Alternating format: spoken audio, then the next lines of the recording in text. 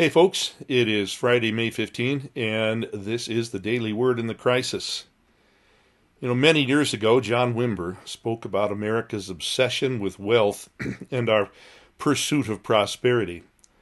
As he confronted the sin that was in that obsession, he balanced it with this. He said, "I've tried poverty, and I don't like it." I know what he meant. John was no prosperity teacher. He meant that Jesus does love to bless us, and he tells us how to prosper in life. But there's sin in allowing that to become our focus at the expense of the cross. Well, now the material security that we once knew, at least in my own nation, is being threatened in this crisis that we face. For a lot of people, depression is setting in, even despair. But Jesus had a remedy for the depression that can take hold when material security is threatened. Matthew 6, start at verse 19. "Do not store up for yourselves treasures on earth where moth and rust destroy, and where thieves break in and steal. But store up for yourselves treasures in heaven where neither moth nor rust destroys, and where thieves do not break in and steal. For where your treasure is, there your heart will be also." So where is the real treasure? Where's the real stuff that can't be taken from you? And what is the benefit? Well, Jesus was always about love. He was always about covenant. He was always about connections between people. Jesus called it treasure in heaven. But as you read on, you find out it's more than that. You find out that he was speaking about mental and emotional health here on earth as well. And he connected that with relationships that are established and deepened by the sacrifices that we make for one another. So when we sacrifice for one another, and when we sacrifice for the kingdom of God, and we give materially, we store up treasure in heaven for eternity, and then our heart follows our investment. Love grows. What you invest in, you will love. Love grows for one another in the giving, and love grows for God.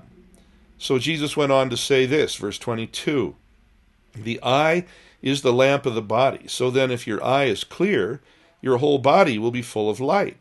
But if your eye is bad, your whole body will be full of darkness. If then the light that is in you is darkness, how great is the darkness?" This has nothing to do with metaphysics, as some people are tempted to think. Jesus used a figure of speech that every Jew in his day would understand. It was said that a generous man had a good eye, while a stingy man had a bad eye. So remember that Jesus was concerned for more than just happiness in heaven for eternity. He wanted to see us blessed now in this life. So a generous person will be full of light inwardly. There's joy and goodness in it for a person who lives to give. But there's only darkness and depression for somebody that holds back, somebody that lives in selfishness out of concern for his or her own welfare. In other words, the best way to overcome depression and fear in a time of economic trouble is to give in the face of it. The outcome is that you'll more deeply love those you give to and sacrifice for, because your heart will be where your investment is gone. It'll anchor your heart and spirit to heaven, and it will anchor your heart to your brothers and sisters in the Lord. This is what makes a life full and wonderful. Isaiah 58 makes the same point, does it in very different words. The people thought they were being faithful to God. They fasted, they prayed, they worshiped, but they wondered why God didn't seem to answer. Why did their economy remain dead? Why were they continuing to walk under what seemed like a cloud of darkness? They said, "Why have we fasted and you do not see?" Isaiah 58:7 was the answer. "Is it not to divide your bread with the hungry and bring the homeless poor into the house? When you see the naked, to cover him and not to hide yourself from your own flesh? Then your light will break out like the dawn, and your recovery will speedily spring forth, and your righteousness will go before you. The glory of the Lord will be your rear guard." God's economy works on investment, but it's investment sacrificially in the lives of others and for the sake of the kingdom of God. And notice it's not give from your surplus. It's not give when you think you have enough. It's divide whatever you have. If I think there's only enough for me, then whatever I have, I need to invest by dividing it with those who need, even when I don't think there'll be enough for myself. And God responds. Verse 9, this is what he says. Then you will call, and the Lord will answer. You will cry, and he will say, here I am. But there's more. In my nation, we're engulfed in an overwhelming wave of hatred, name-calling, accusations, bitterness. It's tearing our government apart. It's shattering national unity. And God says that light will break out and cries to God will be answered. What? If you remove the yoke from your midst, listen, the pointing of the finger and speaking wickedness. And so I'm saying, stop it. Stop it. If you want restoration and healing and prosperity, stop it. And he goes on to say in verse 10, if you give yourself to the hungry, give yourself to the hungry. God is a radical. It's not enough just to hand out food at a food bank or give a $20 bill to a homeless person out the window of your car at a stop sign or give to your church to keep its ministries going. God says, give yourself.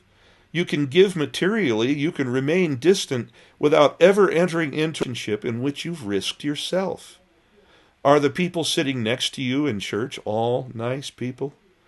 Are they all what I call the pretty people? Are they all the clean and settled people? Or are some of them the hungry and the needy? Those who came in from the streets and found a home and relationship with you. Relationship with you. Are some of them people just released from prison? Can you give more than material resources to them? Can you give yourself in relationship? He goes on to say, and satisfy the desire of the afflicted. Well, if you haven't looked, this was a world full of troubled and hurting people long before this coronavirus struck. Broken homes, kids raising themselves, parents who can't tear themselves away from the TV and their evening of smoking pot long enough to take their kids to a youth group that might save their lives for the next 70 years.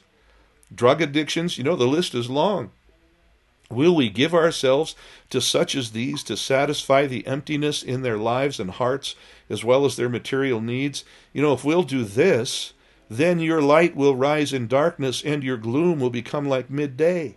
You won't have time for depression because your heart will be too full for that. You'll be so engaged in doing good for others in relationship, you won't have time to sit at home in isolation, nursing depression. Verse 11, and the Lord will continually guide you and satisfy your desire in scorched places. I want to testify to something. When the Great Recession hit in 2008, I had told the people of my church a year beforehand, prophetically, that it was coming, and that those who were associated with us would be protected in the midst. And you know what? Not a single job was lost. We not only didn't cut back, we expanded our ministries. And it's the same story in this current crisis. I know that God has blessed us, my church, because we've been a giving church. We always have been. We minister to those who have it together, and we minister to those who don't. We have people who own prosperous businesses, and we have people who live in poverty or on welfare. Rich and poor, educated and uneducated. We've consistently invested in people with a food bank, emergency assistance, effective biblical counseling, in inner healing for the broken for free. We've invested through the years in a full-time youth pastor to reach a lost generation. And by the way, if you're hearing any kind of talk going on in my background, it's because we're alive today in the midst of this crisis, and there are people outside my office talking too loudly. We're a busy place. We've invested in a full-time missions pastor to reach out and give to Native American reservations that are like third world countries in the middle of the United States.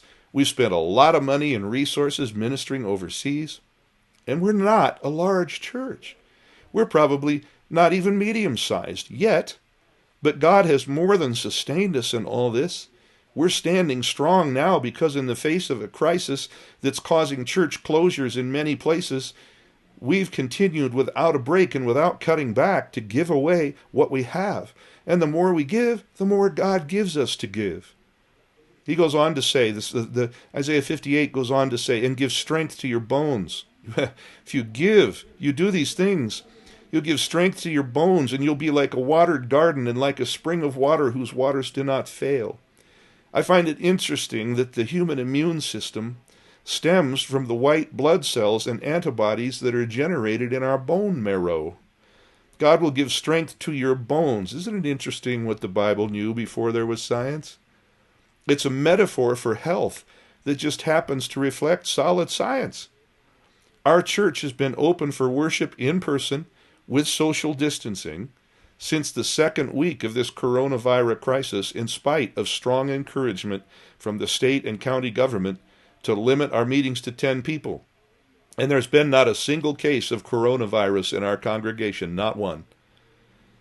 Health, wealth, prosperity, love, preservation in a difficult time, restoration after disaster, it all flows from the economy of the kingdom of God. Sacrificial investment brings abundant blessing at every level of life. You want to overcome the fear gripping this nation?